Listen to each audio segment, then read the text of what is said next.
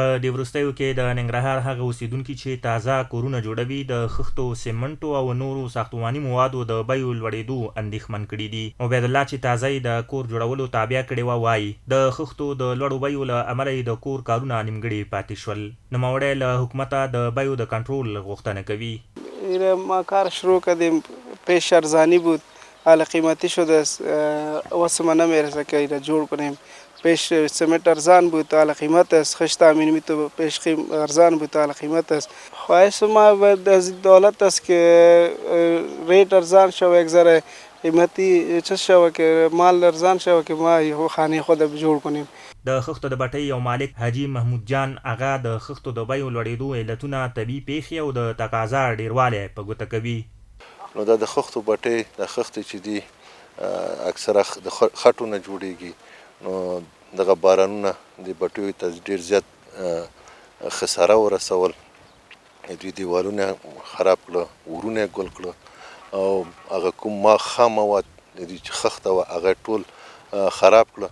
نو په دغه دا ټول عوامل د دې جمع شو چې خښته ګرانه شوه، ځکه چې په مارکیټ کې غوښتنه ډیر زیات وه، عرضه کمه وه، نو خښته کمه وه، پنان خښته ګران شو.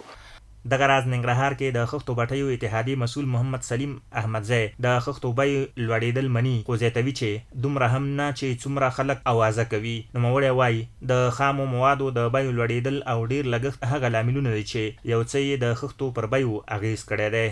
په خام موادو کې قیمتي راغلی ده. خښتې خامې خښتې داسې نه دي چې ته خامې خښتې واچوه او دا په پخې که یا مر باندې پخېږي. دا پلاستیک غواړي. د هفتې مخکې موږ د 3 بنډله پلاستیک راوړو 15,000 به کېدې، اوس 3 بنډله راوړو 10,000 ته رسېدلی ده. دغه مزدور چې موږ سره کار کوو 2,000 تنخوا هم ورکوله، اوس 10,000 ورکوو. کنې تاسو راسئ دغه وکئ، ویې ګورئ چې خپله دا او بل دا ټولو ملکونو کې ګراني راغلې ده. دا په څه شي راغلې ده چې دا دلته نرخونه لوړ سوي. ننګرهار کې د کارکوونکو چارو رئیس مولوي عبدالله ساجد د خښتو او نورو ساختماني موادو پر پلورونکو غږ کوي چې پر خپل ولس شفقت وکړي، د خښتو او نورو ساختماني موادو بیې لوړې نه کړي او که څوک دغه کار وکړي مخه به یې ونیسي.